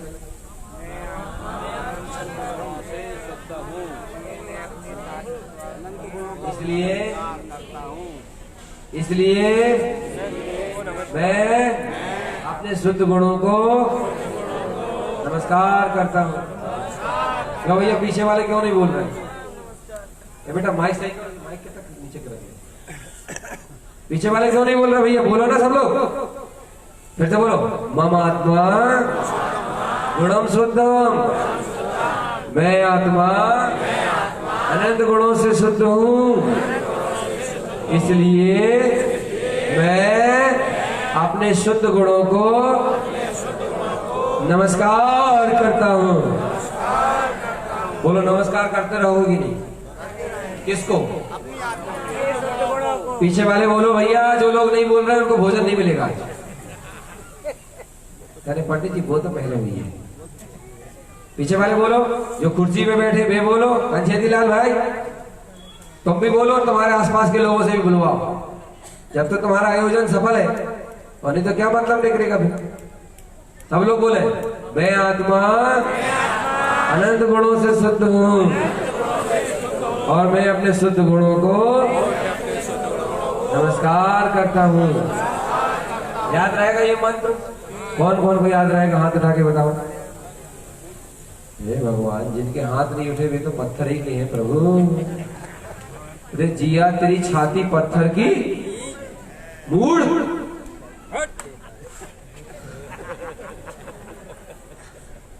रे जिया तेरी छाती पत्थर की, रे जिया तेरी छाती पत्थर की, जिन्हें उपदेश श्रवण करके भी धुन लागी भोजन की। अब नाश्ता टटकार के आए हो अच्छे अच्छे, उसके बाद भी नहीं बोल पा रहे। जोर से बोलो, मैं आत्मा। एक एक मुंह से आवाज आनी चाहिए। मैं आत्मा अनंत गुणों से शुद्ध हूँ, मैं अपने शुद्ध गुणों को नमस्कार करता हूँ। यही वो मंत्र था जो मंत्र हमने अमरवाड़ा में भरी सभा में दिया था। और उस सभा में एक ऐसा होनहार जी बैठा था जिनका नाम है योगेश शर्मा, यज्ञेश शर्मा। और उन्होंने इस मंत्र को लिया और बस उसी दिन के से उनके जीवन में क्रांति आ गई, उनके जीवन में अध्यात्म का उदय हो गया, उन्हें अपने भगवान आत्मा की पहचान हो गई। एक बार जय बोल दो भैया। दोबारा वो हमसे मिले तो मिलने के बाद कहते, पंडित जी जीवन सफल हो गया, पंडित जी जीवन धन्य हो गया। मैंने कहा भैया क्या हुआ? कहले भेद ज्ञान प्रकट होने की स्थिति में है, आत्म स्वरूप की रुचि लगती है। जब आपकी वाणी सुनते हैं, देशना सुनते हैं, आनंद ही आनंद उत्पन्न होता है, अच्छा लगता है। उस दिन के बाद से बहुत कुछ परिवर्तन हो गया। सम्यक समाधि का मतलब गीले नारियल की अवस्था छूट जाना और सूखे नारियल की अवस्था प्रकट हो जाना, गीले नारियल जैसी दशा का नष्ट हो जाना, सूखे नारियल जैसी दशा का उत्पन्न हो जाना, ये सम्यक समाधि का अर्थ है। इसके अलावा कोई अर्थ नहीं। घर गृहस्थी में रहते हुए उस नारियल ने अपने गुरुजी की छत्र छाया में रह करके अपने आप को सूखा बनाया। ऐसे ही हम लोगों को भी जिस भूमिका में हम जी रहे हैं, जिस परिवेश में हम जी रहे हैं, उस परिवेश में रह करके हमें भेद ज्ञान की ज्योति जलानी है, हमें शुद्धात्म दर्शन की ज्योति जलानी है, हमें देह और आत्मा का पृथक पृथक अनुभव करना है। क्योंकि भगवान ने कहा है, आचार्यों ने कहा है, भेद विज्ञान जगो जिनके घट, भेद विज्ञान जगो जिनके घट, शीतल चित्र भयो जे भी चंदन। भेद विज्ञान जगो जिनके घट, शीतल चित्र भयो जे भी चंदन। केरी कर शिव मार्ग में, केरी कर शिव मार्ग में, जिनेश्वर के लघु नंदन। भेद विज्ञान जिनके हृदय में घट जाता है, भेद ज्ञान की ज्योति जिनको प्रकट हो जाती है, देह और आत्मा का पृथक पृथक अनुभव जिन्हें हो जाता है, सम्यक दर्शन जिन्हें उत्पन्न हो जाता है, चित्त शीतल चित्त भयो जीवी चंदन। ये चित्त, ये हृदय, ये मन, ये आत्मा चंदन की तरह शीतल हो जाता है। सुन रहे हो भगवान? कुछ लोग तो ऐसे बैठे हैं जिनकी मन की आवाज मुझे सुनाई पड़ रही है और वो ये कह रहे हैं कि हमने जीवन में पहली बार इस बात को सुना है। कौन कौन है बोलो? हाथ उठा के बताओ कौन कौन है बोलो कि पहली बार जीवन में हमने इस रहस्य को सुना है कि चित्त ऐसा शीतल होता है, वेद ज्ञान की ऐसी महिमा होती है। आपने पहली बार सुना है तो हमारा ये भाव की पहली और अंतिम हो, इसके बाद अब सुनने की जरूरत भी और काम। भेद विज्ञान जगो जिनके घट, जिनके घट में भेद विज्ञान जगता है, चित्त शीतल हो जाता है।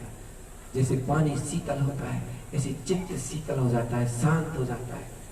अर्जुन और दुर्योधन दोनों के बीच की बात सुनो। दुर्योधन एक दिन कर्ण से कहने लगा, भाई मैं इतना सब खर्च करने के बाद भी बहुत बेचैन रहता हूं, बहुत अशांत रहता हूं। पांडवों को प्रति दिन रात मेरे अंदर ईर्षा वैमनस्यता बनी ही रहती है। दुखी दुखी मेरा हृदय बना रहता है, शांति नहीं मिलती मुझे, आकुलता नहीं मिलती। और ये पांडव भिखारी जंगलों में रहते, फिर भी हंसते रहते, फिर भी प्रसन्न बने रहते, मुस्कुराते रहते। आखिर क्या रहस्य भाई? दुर्योधन कहता है, पूछता है कर्ण से, तो कर्ण कहता है, भेद विज्ञान जगो जिनके घट। अर्जुन के अंदर भेद ज्ञान जगा है। अर्जुन के अंदर भेद ज्ञान जागृत हुआ है, इसलिए वनों में रहकर, जंगलों में रहकर वनवास काटते हुए भी वो मुस्कुरा रहा है। क्यों? क्योंकि उनके घर में भेद ज्ञान जगा है। उनका चित्त, उनका हृदय, उनकी आत्मा शीतल हो गई है, शांत हो गई है। उनके चित्त में चंदन की तरह शांति की खुशबू है। उनके चित्त में ईर्ष्या नहीं है, वैमनस्यता नहीं है, कसाय नहीं है। उनके चित्त में अंतरात्मा की आनंद की सुगंध है, इसलिए वो जंगल में रह करके भी मुस्कुरा रहे हैं। और दुर्योधन, तुम इतने बड़े राजमहल में रह करके भी, सारे भोगा विलास में रहने के बाद भी अशांत हो गए। जिनके घट में भेद विज्ञान जग जाता है, वो बारूद के ढेर पर भी मुस्कुराते हैं। और जिनके घर में भेद ज्ञान नहीं जगता, वो सब कुछ होने के बाद भी दुखी रहते हैं। इसलिए भगवान नारायण स्वामी, आचार्य नारायण स्वामी, जिन्हें भगवान ने एक मंत्र दिया है, मैं वो आपको बताता हूँ। सम्यक सहित नरयम्मी सम्यक हीनो न चक्रियम। सम्यक दर्शन सहित, आत्मा की अनुभूति और रुचि सहित नरकों में रहना अच्छा है, मगर सम्यक दर्शन के चक्रवर्ती होना भी अच्छा है। केकई भी दुखी थी, बहुत दुखी थी, बहुत वेदना थी। केकई भरत के पास गई और भरत से कहने लगी, बोले बेटा मुझे बहुत अशांति हो रही है, मुझे बड़ी आकुलता हो रही है, मुझे अपने पास रख ले। भरत कहता है, नहीं, तुम्हारा स्थान यहाँ नहीं है। बोले मुझे इस बात पर सोच सोच के बड़ा आश्चर्य होता है कि सीता अभी अभी आई शादी होके, अभी उसका ब्याह हुआ राम के साथ, और अभी अभी वो जंगल चली गई। जंगल में जाकर के भी मुस्कुराहट बनी है, जंगल में रहकर के भी प्रसन्नता बनी है, कांटों में चलने के बाद भी मुस्कुरा रही है, दुखी नहीं है। और मैं महलों के रहने के बाद भी दुखी हूँ। तो उनके लिए भी यही मंत्र था, भेद विज्ञान जगो जिनके घट।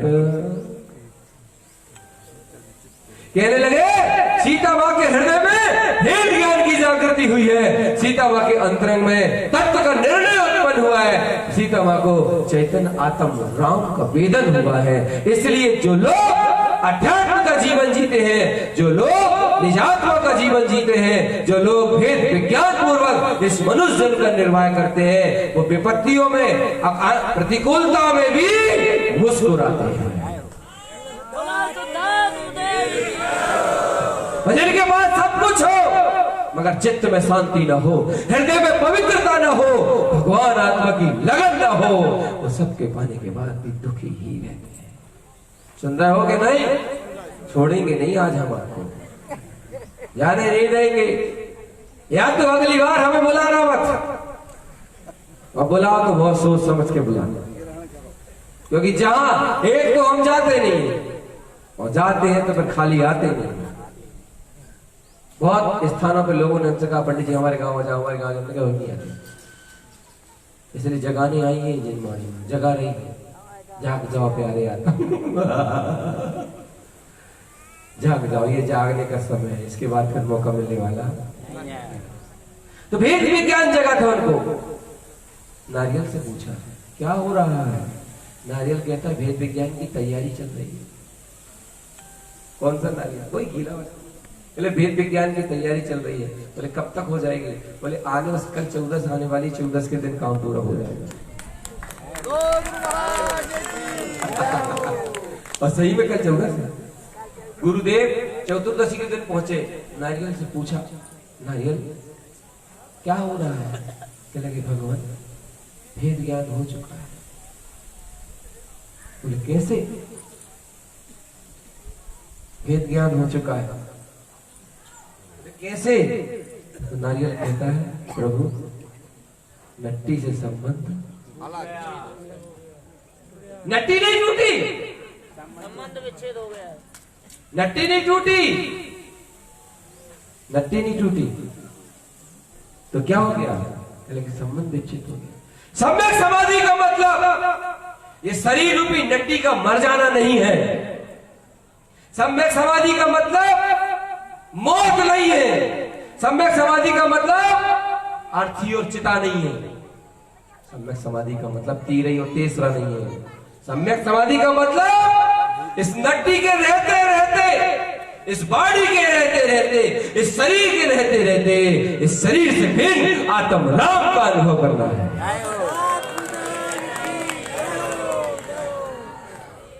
सम्यक समाधि का मतलब इस शरीर के मृत होने के पहले शरीर के रहते रहते अपने ध्रुवकारी परम पारणामी का साक्षात्कार कर। बोलो परम पारणामिक शुद्ध स्वभाव की। इसका मतलब ये थोड़ी होता है वो द्रव्य समाधि मरण होता है जब शरीर छोड़ के आत्मा जाती है, उसको द्रव्य समाधि मरण बोलते हैं। और द्रव्य समाधि मरण महत्वपूर्ण नहीं होता, महत्वपूर्ण भाव समाधि मरण होता है। और भाव समाधि मरण सम्यक दर्शन पूर्वक होता है। भाव समाधि पूर्व मरण आत्मा के अनुभव पूर्वक होता है। भाव समाधि मरण शुद्ध आत्मा की निराकार अनुभूति पूर्वक होता है। नारियल को उठाया सेठ जी ने, बड़े प्यार से उठाया और हाथ में लिया। बोले क्या हो रहा है? जैसे ही हाथ में लिया नारियल कहता है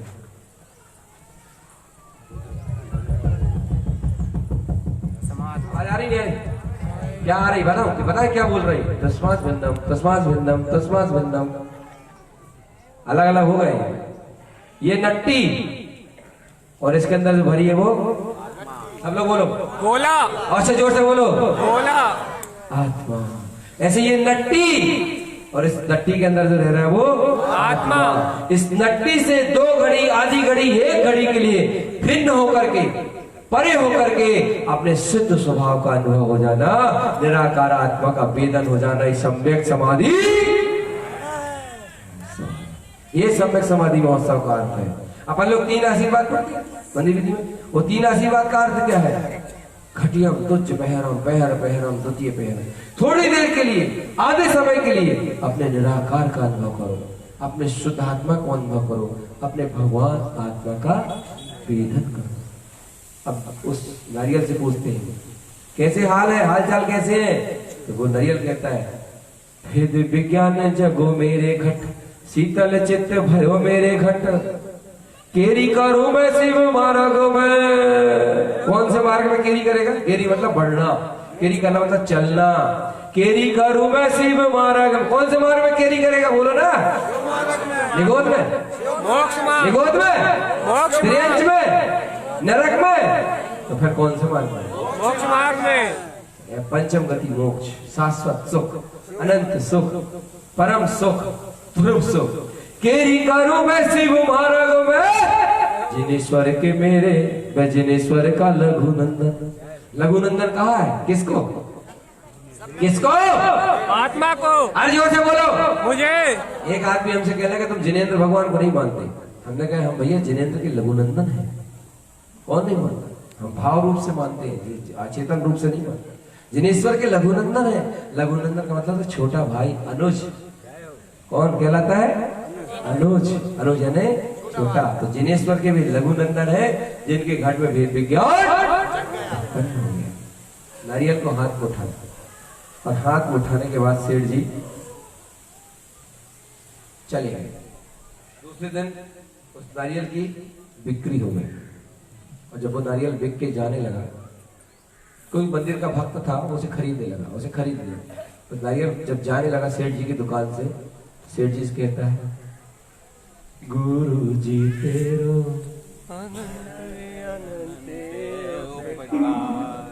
मैं हो गया, मैं हो गया, मैं हो गया भवोदधि पार। गुरु जी तेरो अनंत अनंत उपकार। गुरु जी तेरो अनंत अनंत उपकार। गुरु जी पूछने लगे, इतने मुस्कुरा रहे हो, क्या बात है? सेठ नारियल कहता है, गुरु जी अब परीक्षा की घड़ी है, अब द्रव्य समाधि मरण की तैयारी होने वाली है, क्योंकि भाव समाधि मरण तो हो चुका, मौत बड़ी नजदीक दिख रही है, यमराज खरीदने आया है। नहीं समझे? यमराज खरीदने आया है, मौत सामने खड़ी है। तो बोले क्या है? बोले बड़ा बहुमान आ रहा है आपका। बोले कैसा बहुमान? अगर मैं नट्टी से चेटा रहता, नट्टी से चिपका रहता, लोग बात मुझे हथौड़े से तोड़ते, मेरी कली कली बगड़ जाती, मेरी किरी किरी बगड़ जाती, पर चाकू लगा लगा के मुझे नट्टी से दूर करते, मुझे बड़ी वेदना होती, कुमरण हो जाता, और कुमरण के कारण दुर्गति हो जाती। ऐसी आत्मा है। जब आत्मा मनुष्य गति में आई, सदगुरु की शरण में आई, भैया ये गुरु बाबा, ये तारण स्वामी सूखी अवस्था देने वाले हैं।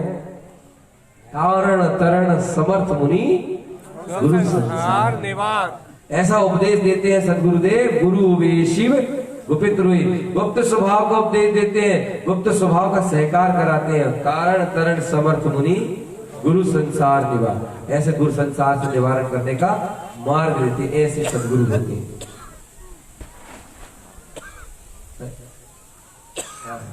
तो सेठ जी से कहता है, गुरु जी आपको बहुत बहुत उपकार, अब हम चलें, आपके द्वारा दरबार को वेद ज्ञान हो गया। बोले नारियल से पूछते हैं, गुरु जी तुम्हें दुख नहीं लग रहा है? बोले गुरु जी दुख तो तब लगता जब मैं नट्टी से संबंध ना छोड़ा होता, अब तो नट्टी से संबंध छूट गया है, इसलिए कोई किसी बात का दुख हो। ये मेरी तरफ देखो भैया, मेरी तरफ देखो सब लोग, मेरी तरफ देखो, इधर देखो, मेन चीज चल रही है, मेन चीज चल रही, मेन चीज, इस पर ध्यान दो। मेरे गुरु जी दुख तो तब लगता जब भेद ज्ञान नहीं होता, और भेद ज्ञान हुआ है, आत्म स्वरूप का अनुभव हुआ है, इसलिए अब डर। ऐसी कोई इस पंचम काल रूपी मनुष्य के पर्याय तो ये जीवन को प्राप्त करता है, और अगर इस जीव को भेद ज्ञान हो जाता है। हमने ऐसे जीव को देखा है, सुनिए, हमने ऐसे जीव को देखा है। क्या देखा है? एक दिन की बात है, सत्य सत्य घटना सुना, जिनको भेद ज्ञान हो गया था। कैंसर के मरीज थे वो, मगर भेद विज्ञान सही थे वो। सुनो, मैं एक कहानी सुनाता हूँ। कैंसर के मरीज थे वो, किंतु भेद विज्ञान सही थे वो। जब उनके शरीर का अंतिम समय आने का टाइम आया, शरीर में असहाय वेद रोग उत्पन्न हो चुका था, किंतु उसके बाद भी वो मुस्कुराते हुए हमसे कहते थे, हम उनके पास जाते थे, मुस्कुरा करके कहते थे, भैया मुझे कुछ नहीं हुआ, मैं भगवान हूं। ऐसी विषम परिस्थिति में भी जिनका भेद विज्ञान जगमगा रहा था, मैं भगवान आत्मा हूँ, मैं शरीर से भिन्न एक निराकार चैतन्य ज्योति हूँ, ऐसा वो कहते थे। इतनी शक्ति थी उनके अंदर कि शरीर का पूरा इंस्ट्रूमेंट बेकार हो गया था, शरीर का पूरा पुर्जा बेकार हो गया था। उसके बाद भी उन्हें आत्मा का अनुभव हो रहा था, और जिस दिन उनको शरीर छूटना था, उस दिन उनके अंदर से एक सिंह दहाड़ निकली, मैं भगवान आत्मा हूँ, सिद्ध स्वरूपी आत्मा हूँ। तो सिंह दहाड़ में इतनी तेज थी कि पूरा अस्पताल का स्टाफ इकट्ठा हो गया, और अस्पताल के लोगों ने पूछा कि क्या हो गया इन्हें, तो वो कहते हैं उन्हें कुछ नहीं हुआ, तुम अपना काम करो। वो अपना काम कर रहे हैं, वो अपने समाधि की तैयारी कर रहे हैं, शरीर से भिन्न अपने आत्म स्वरूप को जानने का पुरुषार्थ कर रहे हैं, अपने ध्रुव आत्मा की अनुभूति में तन्मय है। तुम तो जाओ शरीर को। और सिंह दहाड़ के साथ शरीर छूट गया। दूसरी कहानी सुनो, एक भाई को भी ऐसी कैंसर की असाध्य बीमारी थी, मगर उन्हें भी तत्व की रुचि थी, भेद ज्ञान उनके हिये में जगमगाता था। और जब शरीर का अंतिम समय आने लगा, तो उनकी पत्नी जो भी धार्मिक प्रवृत्ति की थी, उन्होंने माथे पे तिलक लगा के कहा कि जाओ सम्यक समाधि की तैयारी करो, हमारा तुम्हारा संबंध यही तक था, हमारे प्रति का परिणाम मत करना, आत्म रौद्र ध्यान मत करना, ये जीवन मिला था और अब ये छूट रहा है। इस संसार का स्वरूप ही ऐसा है, हर आने वाला जाता है, कोई यहाँ शाश्वत रूप से रहता नहीं। माथे पे तिलक लगाया, कहते जैसे छत्राणी छत्री को तिलक लगाती है, कहती वापिस पीठ दिखा के वापिस मत आना, ऐसे माथे पे तिलक लगा के जाओ, अपने परमात्मा का अनुभव करो, मोह की परिणति में मत बहना, हमारी याद मत करना। और अपने आत्म स्वरूप का अनुभव करते हुए मुस्कुराते हुए यहाँ से जाना। और वो व्यक्ति ऐसा ही हुआ, अपने आत्म स्वरूप का अनुभव करते हुए इतनी असाध बीमारी होने के बाद भी मुस्कुराते हुए जाना। एक दिन जाना है रे चेतन, वो जिस दिन हम जाएंगे वो द्रव्य समाधि मरण कहलाएगा, मगर वो महत्वपूर्ण नहीं है। उस द्रव्य समाधि मरण के आने के पहले भाव समाधि मरण होना चाहिए। और वो उसके आने के पहले का भाव समाधि मरण सिर्फ इतना है कि देह के रहते रहते भेद विज्ञान प्रकट होना चाहिए। देह से भिन्न अपने निराकार सिद्ध स्वरूप भगवान आत्मा का अनुभव और वेदन होना चाहिए। भैया यही सम्यक समाधि का अर्थ है। आपने ये आयोजन करवाया, आप तो आश्चर्य मानोगे भैया। ये देशना जब खुरई में चली, खुरई में जब ये देशना चली शुद्धात्मा की सम्यक समाधि की, तो बड़े आश्चर्य की बात, अनेक ऐतिहासिक कार्य किया हमारे समाज रत्न विकास भाई ने। ऐतिहासिक कार्य, उनकी धर्म पत्नी की 25वीं शादी की सालगिरह थी अभी इसके आने वाले दिसंबर नवंबर में। सब रिश्तेदारों परिवारों ने कहा हुआ कि 25वीं शादी की सालगिरह अच्छे से मना लो, मगर पत्नी इतनी धार्मिक है और इतने धर्म के प्रति उसका रुझान है, वो पत्नी अपने पति से कहती है अपने को 25वीं शादी की सालगिरह नहीं मनानी, ये काम वासना वाला काम नहीं करना, ये व्यर्थ की पाप रूप प्रवृत्ति का आचरण नहीं करना। इस दिन धर्म का आयोजन करके ऐसे भावना करेंगे कि तुम्हारा हमारा संबंध जब तक है तब तक धर्म के साथ व्यतीत हो। कभी मौका आए तो तुम हमें संबोधो, हम मौका आए तो तुम्हें संबोधे। दोनों एक दूसरे के लिए धर्म के निमित्त बन जाए, दोनों एक दूसरे के आत्मा को बढ़ाने में निमित्त बन जाए। तुम भी अपना कल्याण करो, भी अपना कल्याण करो। दोबारा इस बंधन में फिर से नहीं बंधना है। एक बार शादी हो गई, दोबारा फिर शादी, तीसरी फिर शादी, 70 साल की उम्र में शादी। कि क्या ये विदेश की संस्कृति, हमारी भारत की संस्कृति नहीं है। ये नीच लोगों की नीच प्रवृत्ति है। हम भारतीय लोग सभ्यता और पवित्रता में जीते हैं। उस व्यक्ति ने शादी की सालगिरह को रद्द किया और निषेधी क्षेत्र पर इस शुद्ध देश में खिरवाने का आयोजन तय कर लिया। और निषेधी क्षेत्र में शुद्धात्म स्थाप, शुद्धात्म शुद्धात्म तिलक होगा।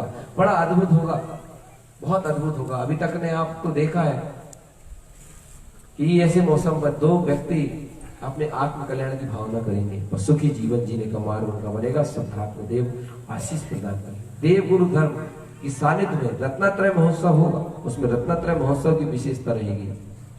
रत्नात्रय की भारी भारी शुद्ध देशना की विशेषता रहेगी। शुद्ध देशना की विशेषता के साथ वो कार्यक्रम होगा। ये अनूठे अनूठे कार्य हैं, जीवन में अपने को करना है और अपने आत्मा का हित करते हुए अपने जीवन को सम्यक मार्ग में चलाना है।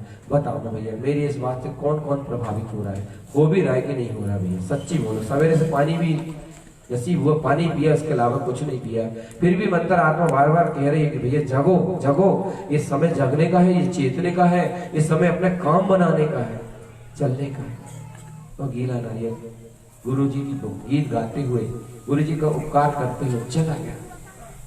जाते जाते गुरु जी से कह गया था, क्या कह के गए बताओ? बोलो बोलो ना। वो जाते जाते क्या कह रहे? वो कहते मेरा मरण तेरे दर पे हो। क्या है? मेरा अंतिम समाधि मरण तेरे दर पूरा से बोलो। तेरी छत्र छाया मेरे सिर पर हो, तेरी छत्र छाया गुरुवर मेरे सर पर हो, मेरा अंतिम मरण समाधि। अस्पताल में ना हो, वेंटिलेटर पे ना हो, एक्सीडेंट में ना हो, फांसी लगा के ना हो, जहर खा के ना हो, मेरा अंतिम मरण समाधि। नारियल चला गया और नारियल मंदिर के दरवाजे पर टूटने लगा। उसी समय सेठ जी मंदिर पहुंचे और वो सेठ जी नारियल से पूछते हैं क्या हो रहा है भाई? नारियल कहता है गुरुदेव, भाव समाधि मरण तो पहले ही हो चुका था, द्रव्य समाधि मरण का समय आ गया है। थोड़ी ही देर बाद शरीर छूटने वाला है। ओम नमः सिद्धम का जप चल रहा है। थोड़ी देर बाद में शरीर छूटने वाला है। ओम नमः सिद्धम मंत्र का जप चल रहा है और देखते ही देखते नट्टी टूट गई, गोला ज्यों का त्यों महाराज। ये सम्यक समाधि। सम्यक समाधि का आयोजन इसी प्रयोजन से होता है। हम लोग यहाँ बैठकर भावना भाते हैं। आंखें बंद करें सब लोग, भावना भाएंगे, मौन हो जाएंगे। मौन हो गए, मेरी तरफ कोई भी नहीं देखेगा। जिनको अगर आंखें बंद करने की आदत नहीं है या नहीं बैठ पाते हैं तो वो पीछे तरफ मुकर ले।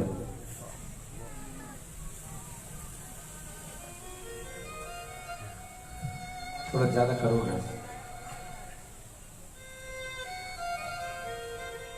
धन्य गुरुदेव, धन्य तुम्हारी देशना।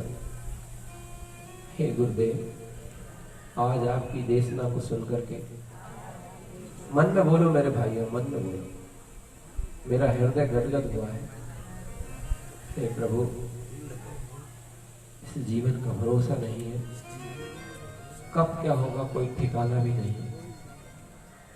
मेरे गुरुदेव, ऐसा आशीर्वाद दो कि जो वाणी सुनी है वो आत्मसात हो जाए, ये जो देशना सुनी है वो आत्मसात हो जाए। जिनेंद्र भगवान की वाणी हृदयंगम हो जाए। श्री गुरु महाराज शुद्ध देशना जयवंत है। मैंने भी मनुष्य जन्म को पाया है। बाहर की आंखें बंद हो, उसके पहले मेरे अंदर की आंखें।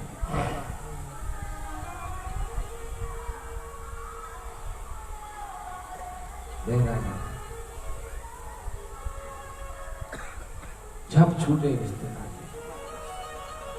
सब माई चल गए, सब झूठे, सब संसार झूठा सा तो तुम्हारे अंदर सब झूठे रिश्ते नाते हैं, सब झूठी प्रेम कहानी है। क्षणभंगुर जीवन है चेतन, इस जग की यही कहानी है। सब झूठे रिश्ते नाते हैं। अर्जुन और भीम सदृश योद्धा इस धरती तल पर आए थे, अपनी यादों के शीश महल कितनों ने यहाँ बनाए थे। कल जुआ के किस्से थे, आज एक खंडहर के हिस्से हैं। जग के वैभव का हाल ही सब झूठे मन के किस्से हैं। केवल एक आत्मा सत्य है, केवल एक आत्मा सत्य है, इसके अलावा सब असत्य है। इसलिए आज ही निश्चय कर लो, आज ही पक्का कर लो कि निज चैतन्य की शरण लूंगा, निज आत्मा की शरण लूंगा। 4 दिनों का ये भजन आत्मसात करना भी है सब लोग। चाहे तो आंखें बंद रखें अपने और अंदर ही अंदर गुनगुनाएं। आप चाहे तो बोल भी सकते हैं, मगर बंद में और आनंद आएगा। चलिए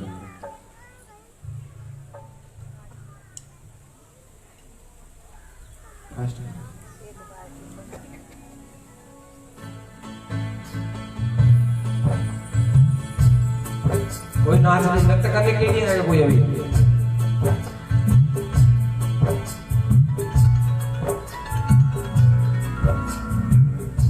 होश में आ जा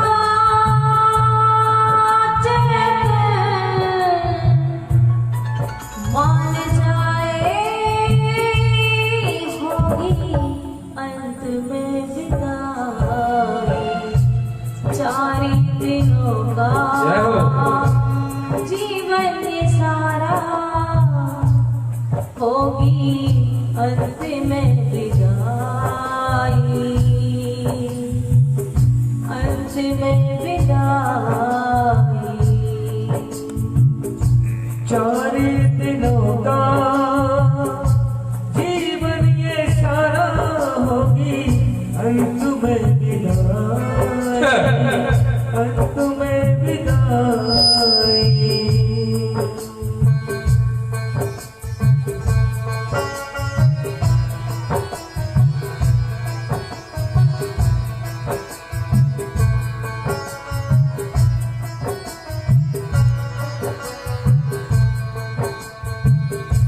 जाना पड़ेगा तुझको एक दिन अकेले, एक दिन अकेले जाना पड़ेगा,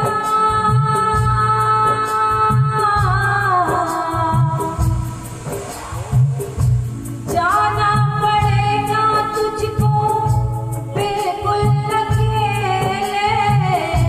साथी न संगी साथी में तेरे, साथी न संगी होंगे साथ में तेरे। मोहे के आंसू,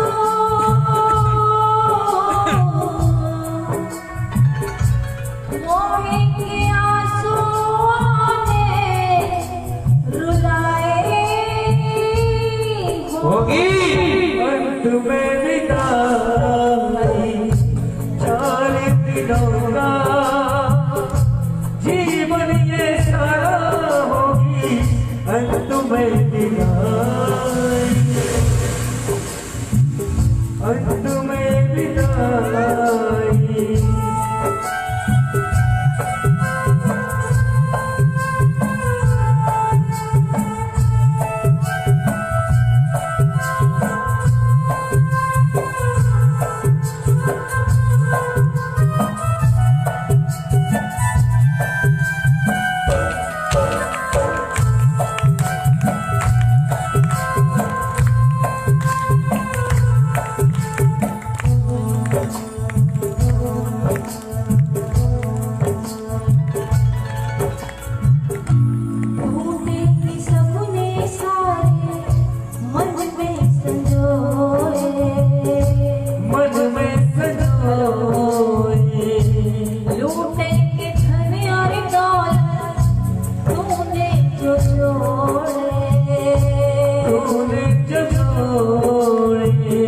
छात्र की नहीं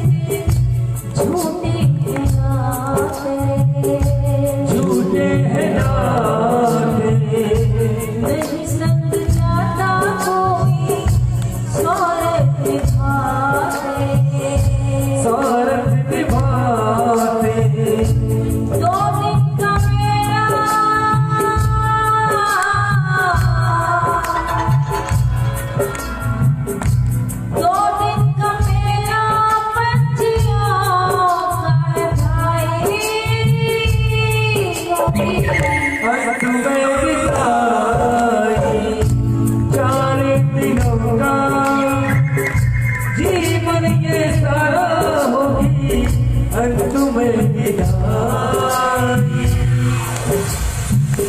अंत में बिताई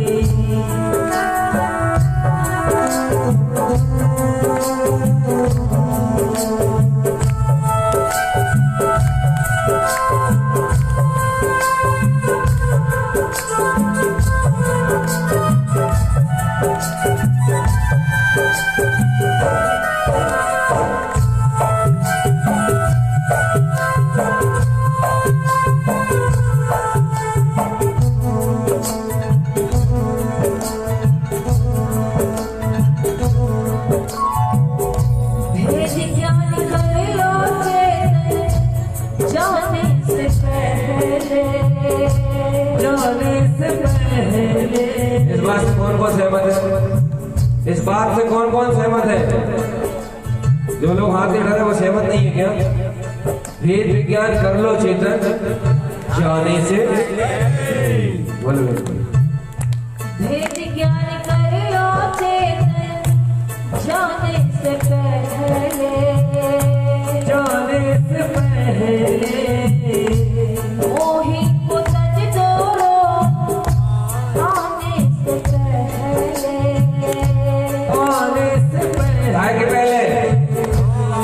काय के पहले रोग आने से अर्थात कैंसर आने से पहले, पैरालिसिस होने से पहले, गठिया होने से पहले, शुगर होने से पहले, ब्लड प्रेशर बोलो ना चल रहा है क्या? ये तो सब हो रहा है इनके होने के पहले ही आत्मस्वरूप को, क्योंकि जब लो ना रोग जरा गए, जब तक रोग नहीं आया है शरीर में धीरे धीरे घटती करो अपने आत्मा की जल्दी जल्दी साधना का पोशाक बोलो खींच कर उठा के भेद ज्ञान कर लो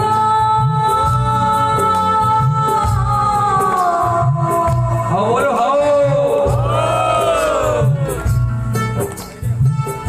भेद ज्ञान कर लो चेतन जाने से पहले